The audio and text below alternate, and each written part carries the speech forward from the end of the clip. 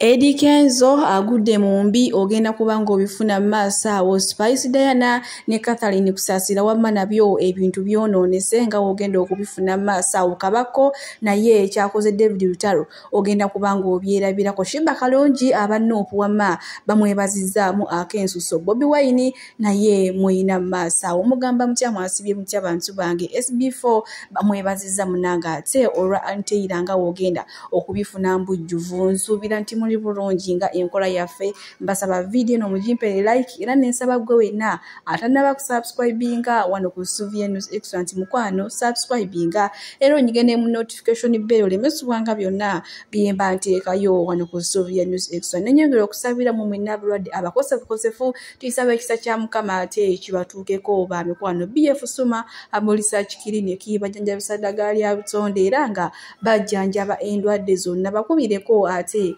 wefunira obulamu obujja. Sigenda kuliisa era nga nkutandise ne senior president advisor Edilisa Musuuza. Munnange waliwo akatambi kogenda okulaba maaso awo abantu banyiizi ne bagamba neddala omukulembeze w'eggwanga yali aliko ki okuwa Eddie Kenzo owa president advisor mbunga n'okubala ssente kwennyini takumanyi. Bino nno babyogedde okusinziira ku katambi Eddie Kenzo bambi musajja wattu ke yayogera naye nga bino ebintu nyongera obajjukiza. Eddie Kenzo yabyogera nga yakayingira music nga yakyalimu embeera yeeri eya street. Bannange muleme ate kukuliriza bintu bitaliimu ow'omusabeera yeetaaga ekintu kye bayita expenditure.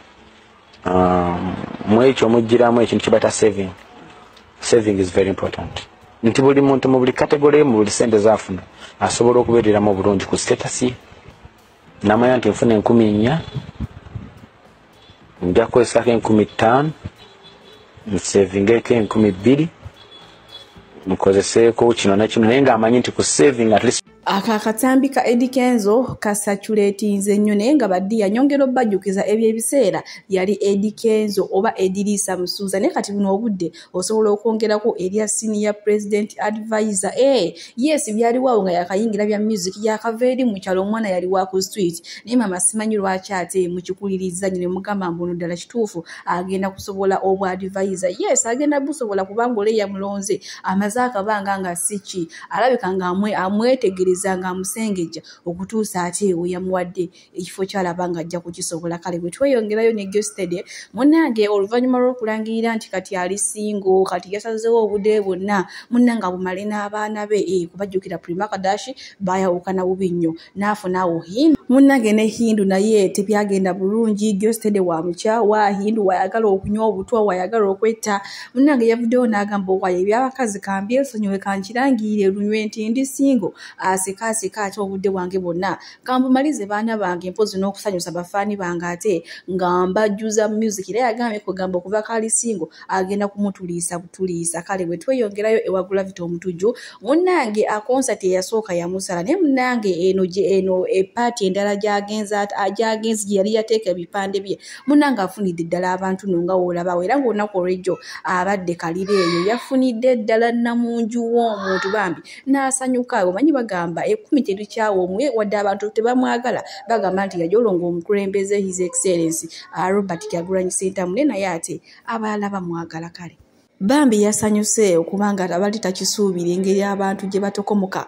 Omugambi n'agamba nti ekayunga nayo agenda kubeerayo olunaku olwokuna. Kale bwe tuli bwe tweyongerayo ewa Nalongo Anteira ono nno nga mukyala wa Ssalongo SB4 munnange omukyala anganyirira wabula abajaji bo tebeewumuza kubagambye bannange SB4 media ngaali ebirungi ngaali ebiyidde ngaali ebyayengera ono nno omukyala gw'olaba ayina abalongo naye tosobola na kukikiriza ennyirira gyanyiriramu wama SB4 media. Kale weebale nnyo weewali ddala okufaayo eri mukyala wo manye ennaku zino abasajja obuvunaanyizibwa baabusuula so osanga omusajja afaayo mwagale paka kuwulira bulungi wadde abamu bagamba omwagale paka kuwulira bubi. Bwe tweyongerayo ne baana bawala bano bannange Sodomali ne Gomola Mukama agenda kujja bannange mulabe obusungu bwe Mukama yagenda okutonda omukazi n'omusajja yali ayina ensonga naye ate kinnenyamiza nnyo wendaba omwana ow'obuwala ddala nga ye abasajja abasudde wali n'asalawo agende n'emuwola munne oba omwana ow'obulenzi ng'abakazi abasudde wali n'asalawo agende n'ebasajja banne bannange kino ekintu kirina ennuma gye kinumamu mukama kale atusaasire gye emyoyo egyawaba ate agikomyewo munnange. Bwe tweyongerayo ne pasita atasaaga ono nno pasita yakawaŋŋamudde ku lunaku lw'omugole lwennyini munnange tumanyi bulungi nnyo olunaku lw'omukolo lw'embaga omugole bakwambaza wenna n'onyuma kugamba n'oyawukanako ku bantu abalala ka makeup ne bakakuba n'oyambala ekiteeteeyi ekyalagirwa era ng'engeri gye lubeera oluki olunaku lwo kati nno oyo omugole gw'olaba pasita yamugambye nga sinnabakuteekako omukono gwonna nga temunnabakuba kirayiro kyonna gwe n'omwami wo sooka ogende bakugyeko makeup yenna okomewo nga n'ekizigo ku sikiini yo tekiriiko bannange munnange omugole nga naye agenda akola nti omuki omuweereza wa mukama kyamugambye nga bamusangulako byonna bi makeup nga bakuuta face yonna ng'asigala ku nnakyo ye nga woolaba ate maaso awo naye bo bajjaaji baatandise dda bagambye nti yandibanga yali ex we kale ng'obusungu bwonna yasazeewo abumumalire ku mukolo gwe si byange wabula bigambo by'abantu nange byendeese n'enzija ne mbategeezaako wano we tweyongerayo ewa Catherine Kusaasira ne Spice Diana balo n'omunnange baategese konsati olunaku lumu ennaku z'omwezi nga 10 omwezi ogwa January 2025 Spice Diana agenda kubeera ku Serena Hotel kyokka ate ye Catherine Kusaasira oba mujja wa Rape ye agenda kubeera awo ku Sheraton Gardens. Bannange kyokka simanyi bannange lwaki abantu batandise nnyo okukola competition zino mu music bwe tuli ate bo ab'ekibiina kya Nuupu munnange beebazizaamu Shiba Kalungi ak'ensusu bagambye nti Shiba Kalungi tebamuwulirangako ng'ayogera ku president waabwe ate tebamuwulirangako ng'ayisaamu omuntu yenna amaaso mbu ng'ate abayimbi abalala munnaye kale ne bamwebazaamu okubeera bambi n'empisa era ne bagamba nti bagenda kugenda bamuwagire ku konsati ye eriyo esembedde. Bwe tweyongerayo ne Azawi ono nno munnange yabaddeyo ku bawagizi b'omupiira wamma naye ekyasinze okutwewuunyisa mwana muwala yafunye akabina kwegamba kana akabina ka Azawi buli omu kamulese si kyekimu kubanga bulijjo tumanyi nti Azawi mu bayimbi talina kabina naye munnange akabina kagenze ne kazimbaawo era nga ye Kirya Yugi yavuddeyo n'agamba nti nge bannange ebyokusaaga tubizizza wali ebbali Azawi yajja ludda w'akabina bwe yalaba ekifaananyi kya Azawi kino kale wamma tekimuleka kyekimu. Bwe tweyongerayo n'ensonga za Deriki wa radio munnange ne Muna 256 bino nno binyiizizza abantu oluvannyuma lwa mwana mulenzi ono Deriki okuvayo n'abeera ng'akyojja Muna buli kadde ng'amukyojja mbuze simwagalangako yali content biki kati Nagudi mmanyi ye tanywa guteese muyina maaso wano nga kyakola okusabula Deriki amulangidde okubeera omumpi amulangidde obutategeera ye bannange nga namwate Nagudi we mumutegeera ngenda kubanga mubatuusaako mu maaso wano tusobole okweyongerayo naye nga lwaki abasajja mukola ebyo ebintu ne mwegana bakazi bammwe tekijja kusoboka kasajja gwe kampi tewasoma oliawo totegerekeka omwana w'omukazi omukozesezza buli kiramu n'atuuka n'okuvaayo ne yeeteeka mu kibiina ky'aba LGBTQ kumbe gwe yatambula ng'ogenze ng'omusyazi mu UK n'odda ebbali n'omukozesa buli kimu bwe walaba nti oyiseewo n'odda ebbali na kino simanyi kino bakitakete kino ekikazi kino ekyafumbirwa Franka okuta obusente bwonna bwonna okitaddemu kituuse yuka kikudduseeko kati olina kaana akakazi kana ak'obutako akaddugala akalinga sitaani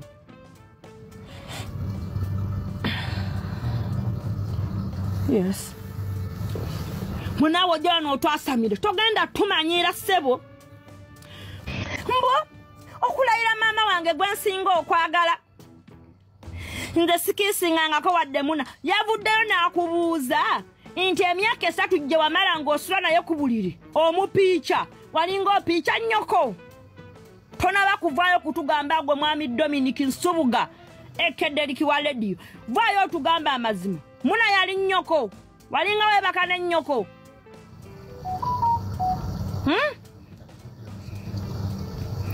nsaba Mukama mpa obulamu nga buli kyanayogera ku apu kuno kituukirire nkomewo mbeere omu ku bajulizi abasooka oba abakulembedde abaana ba TikTok amwetereeze tuvaayo ne tubagamba bino ebigambo si nti tetubaagala oba tetubaagaliza tubagamba amazima agakaawa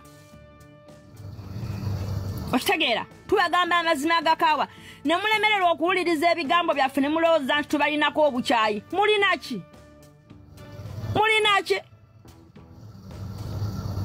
bwati omunange ye Donasia oba Nagudi si musanyufu n'akatono eri abasajja b'ennaku zino batabani ba Falawo bo bafuuka ekizibu tebakyategeerekeka kuba toyinza kuŋŋamba nti weebaka n'omwana w'omukazi emyaka 3 nga tomukiisinganga nako kale tumanyiddwa abasajja ba leero naye Mukama ajja kibasasula mu muddaawo social media ebeeyunize banaye bambekanyabo kamuna kaana katono ye maama kagera ne kagwa ku musajja eyakaluba omutima kale bwe tweyongerayo ne Brisha Cash munnange Donasia yamuyina maasawa ng'ate amwogerera ebiwanvu omanyi bano abantu bamaze akabanga nga Donasia akomerera Brisha Cash ate kati ero ke yategedde nti abamugobye ku mulimu munnange sawa zonna akomawo Uganda mbu Gomesi gyatambula nayo n'ekisawo ekyo munnange byakoleramu kale content we mbu omusawo eddagala yalijeyo Tanzania yamugamba abyambale mbu ajja kubeera namba emu owa TikTok Uganda kati Donasia yamuyina maasawa n'omusajja naye ate Brisha Cash okuwulira ku mawulire ge nnafunyagana aga muganda we omusajja yamutwala e Tanzania yamubbako omukisa gwe n'amutikka ekigugu ekyo ekisawu ky'olaba atambula nakyo yakijja mu ssabo e Tanzania n'eyo Gomesi ya bbulu kati ebyo omusajja n'amulimbalimba n'amugamba kino ekisawo mwengenda okuteekera emikisa era tandikanga okukola kontenti ng'okutte kino ekisawo ng'oyambadde ne Gomesi ya bbulu obuna amawanga gonna kumbe omusajja yamutiika ekisiraani Brisha Cash taliiko lake mu bulamu bw'ensi buli muntu gwasemberera afuna ebizibu kebeere kampani gye yasemberera kati buno obudde ejjudde mushikila katiira kulu eliyomu mushikila fili kampani ku lw'ekisiraani ekimulondoola omwana omuto atazaalangako mbo baagala platform mbo ayagala abeera owakabi ayagala abeera the best TikToker you are the failure TikToker with platform bwe tweyongerayo ku nsonga z'ebivulu mu Uganda ebyafuuse competition munnange maaso wano ate waliwo ayina kyabyogerako nti munnange n'enkola yatandise ate ye alabanga music wa Uganda agenda okusebengeera agwewo kaleze munzikirize mbasiibulire wano Omukama abampeere kyonna kyemusinga okwagala BF Suma Herbal Research Clinic bajjanjabisa ddagala lya butonde era nga bajjanjaba endwadde zonna so munnange bakubireko ate weefunire ebisinga otoddeyo n'olumizi w'ebirwadde. Tumanya nti struggle yaggwamu amaanyi era struggle eno gye tulimu ya luxury era struggle terina weetutwala weewano nti mubuukira buli ekijja like buli akajja konna ke mubuukira kati ku ssaawa eno NUPS byate mu bayimbi. I told you music can be in politics but politics cannot be in music. Tosobola kulowooza nti ogenda kujjako Museveni mu ntebe president. Sorry sir, His Excellency Yoweri Kaguta Museveni. Omugjeeko mbula kuba towagidde muyimbi Gravity. Tekisoboka. Ebintu mubiwaawazaamuko oluusi oba ne bitanyuma. Kati mwenna muli ku kimu kati oyo awedde. Kati mpulidde muga simanyi babaleetere simanyi ani mpulidde muga simanyi Spice Diana ayina ekivulu ku lunaku lwe lumu n'ekusaasira ate muna Spice teyafuna ku masannyalaze ani omulala ye gwe muga David Lutalo mbu ayina ekivulu kyekimu ne Kabako by the way kikolera video namba eyo mbuuze Kabako ani yamulimbye nti asobola okwesimba ku David Lutalo. You guys ono si Mickey Wine ne Gravity eyo mugirindire kubana baga nti David Lutalo wange tasobya talisobya kululirwa mwamukwatako temwerabira. Anyways nze am of the view nti mulekera okwesiba mu bintu abantu abalwanira enkyukakyuka tebabeera bwe batyo. Njagala mutunulira abantu like ababa inspiring. Bw'oba omanyi Julius Malema owe South Africa bw'otunulira ebintu byakola byebintu byennyini NUP byekola okwekalakasa okweyambaza aga uniform aga red okweyogeza bino nabiri naye bw'otunulira struggle mwe yali struggle yete yali mu kubuukira simanyi abayimbi simanyi abakazi simanyi biki kuba ku ssaawa eno bwe bagulawo tawo ku generations osanga NUP ng'ebivuddeko eri ku generations bwe babaawo kino na kino ng'egenda ku ekyo like it's not worth it. Ne wankubadde mulimba era nga mukimanyi nti tewali gye mutwala Uganda ne mugezeeko nnyo okusigala mu character. Mulekerawo kwega okubuukiranga buli kye mulabye mbulaga abantu nti temuli ku mulamwa just an opinion. Gravity ne waddamu okuba ekivule kya ne kimusala. Ne next year n'akuba ne kimusala. 2026 ne kimusala. Abantu bagenda kutikinga President Museveni. Inshallah. Era temugenda kulya kalulu. Kati omusanyuke oba Gravity mwalowoozeza nti ate yajja principal ku siini mu kuyimba. Muddeeko mu struggle. Nze nabaga by the way. Nze mba kutandika struggle you guys. I don't know. People that know me know me.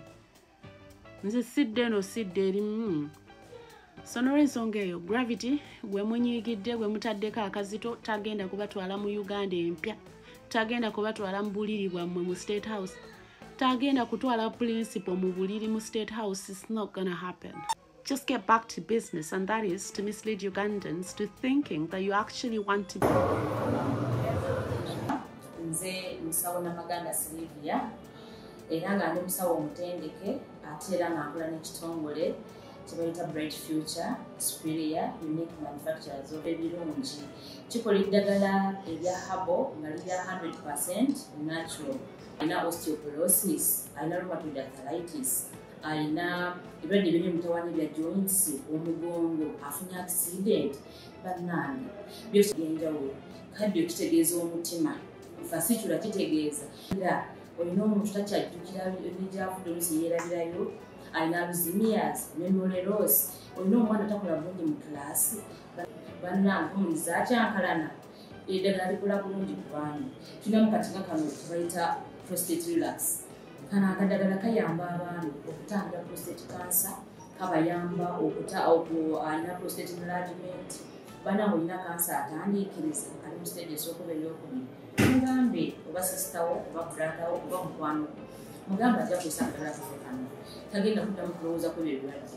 Enkwaso ze tezimala kamuyamba okuyingiza enkwaso ze nokuzikyawo. Bannange tulina expowerman bw'aba alina enkwaso ze tezimala kano kayamba okwekulizinga enkwaso ze afuna premature ejaculation bw'aba tuse mu kisaawa amala mangu kano kandida oba any harmful bacterias